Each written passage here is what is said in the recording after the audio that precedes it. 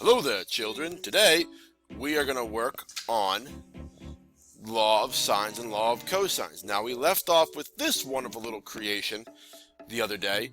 This creation, as we found out, has a gigantic problem because my law of sines that I was so apt and enjoying of using really can't be done here. Because remember, I have too many unknowns to create a good ratio. What I've got is I've got an angle up here, but I don't know its corresponding side. I've got a side, but I don't know its corresponding angle. I've got a side, but I also don't know its angle. So that's going to give us some pause for concern. Now, what do we do with that? We have the law of cosines. So let's take a minute and look at those. Here would be my law of cosines. Give you a minute to let that soak in for a second. Hooray for them. Now, these formulas are on your formula sheet. Very easy to remember these. Notice, whatever angle I'm using, A, B, or C, that corresponding side is across from the equal sign. Everything else doesn't matter its position at all. Because look, if I'm adding two squared things together, it doesn't matter what order I put them in. And here, I'm multiplying everything together, also the order doesn't matter. So really, the only thing that I'm concerned with is whatever side I am looking for, that's the angle I'm using. Or the outside bookends of this problem must be the same. Notice it's a B and a B. So in application sense, that's what we can go ahead and look at. So let's go back to our previous problem here. All right. What am I going to solve for here, you wonder? Excellent question. Let's go ahead and solve this. Now, when we do this problem, I need my formula. Now, what's great here is I have an angle that I know. The only angle that I know is this angle up here. I'm going to name that C because that's side C. So the only angle that I know is that one, so I'm going to go ahead and use that particular angle. So while you write my formula out, I'm going to use C squared equals A squared plus B squared minus 2AB times the cosine of my angle C. Now, here's what's great here. I know what A and B are. They're the other two sides of my triangle. It doesn't matter where you put them because it's irrelevant, but feel free to label them how you like. Minus 2 times A times B times the cosine of the only angle I know in this problem, 41 degrees. That's going to equal C squared. Now, one very important thing when you do these, you've got to make sure that you do not, under any circumstances whatsoever, combine these these things together and then multiply the cosine of 41. Now you can type this all into a calculator one shot, feel free. I'm doing it step by step so you can see here what happens. But under no circumstances should you subtract 193 from 168 and then take the cosine of that. You need to treat them as separate terms. So let's say I'm solving for something over here, which we'll get to. You need to treat them separately. Now this is a straight calculator problem. Mash away. You get 66.21 equals C squared. At that point, you're going to simply square root top and, or left and right, not top and bottom. And when you do that, you get a plus or minus, but the negative isn't needed because it's the side of a triangle. And you get 8.14 as our side C. That's going to be helpful. Very helpful.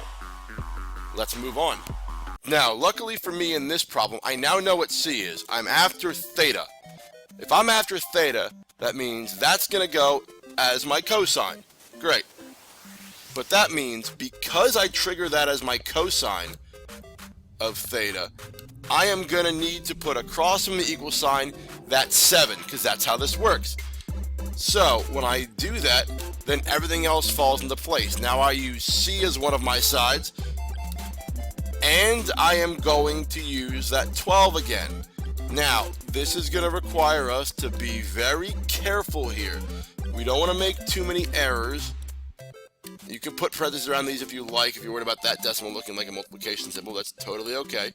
So when I write this out, I'm going to be very thorough here. This isn't a straight plug it into your calculator problem and get done with it, because I've got to solve for some things here. Now, when I do this, now all this stuff over here becomes 195.36 times cosine of theta. Now, I know what you're worried about. I want to put all these in my calculator. No, whatever you do, do not type this in and make it the cosine of theta's coefficient. That's not how this works. These two items right here are separate from that one. So you combine these together. Now the rest of it just falls into place. Now I've got to solve for the cosine of theta somehow.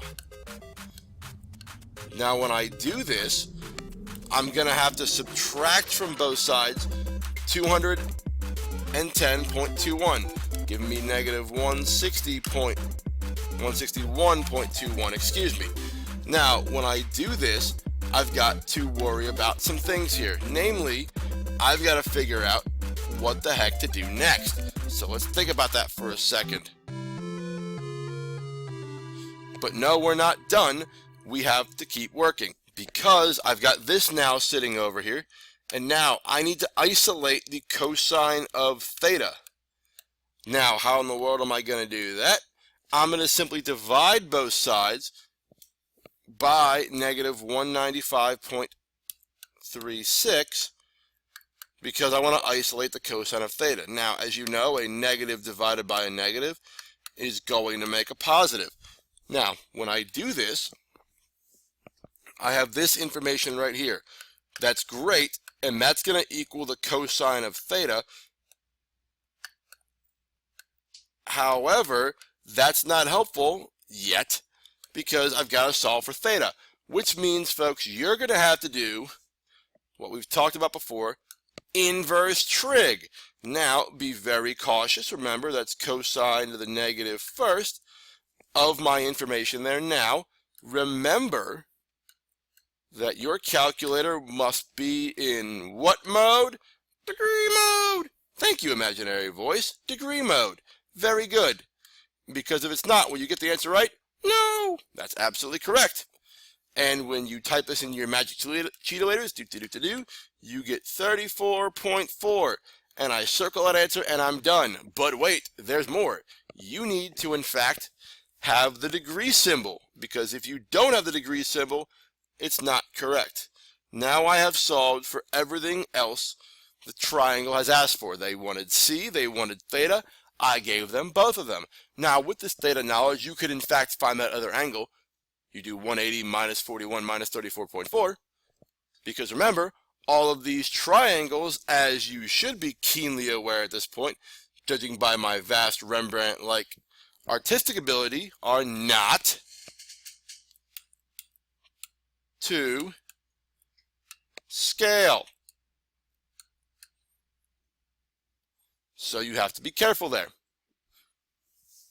Now, you are ready to tackle the homework with this. Go henceforth and do. Commence.